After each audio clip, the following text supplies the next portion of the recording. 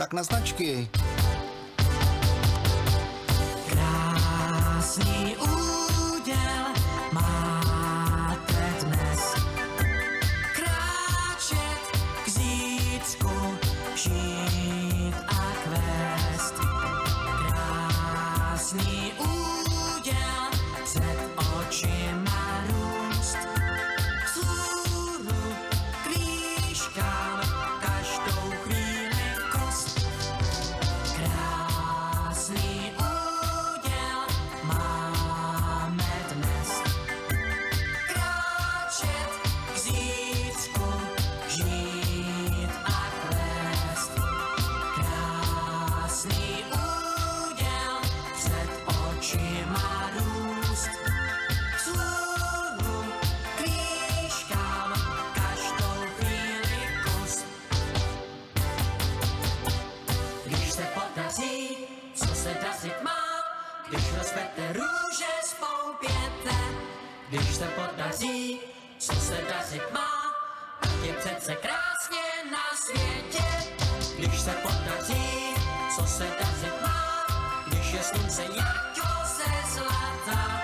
Když se podaří, co podařit se má, podaří se také poupata. Krásný úděl máte dnes. Kráčet k zítřku, žít a kvést. Krásný úděl před očima růst. Vzhůru k výškám každou chvíli kus.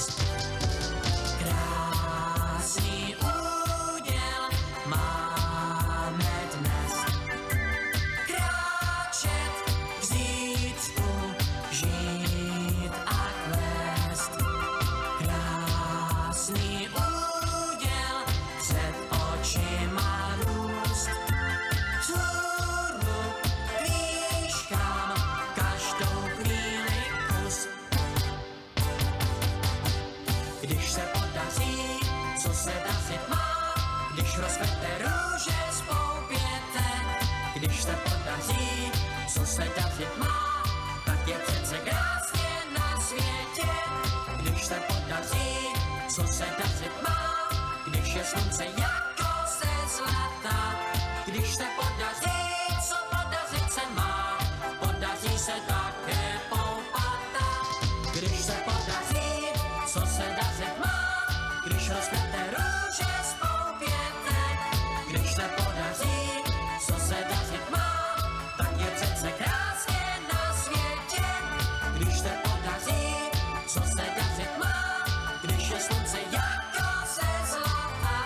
Když se podaří, co podařit se má, podaří se také poupata. Když se podaří, co podařit se má, podaří se také poupata.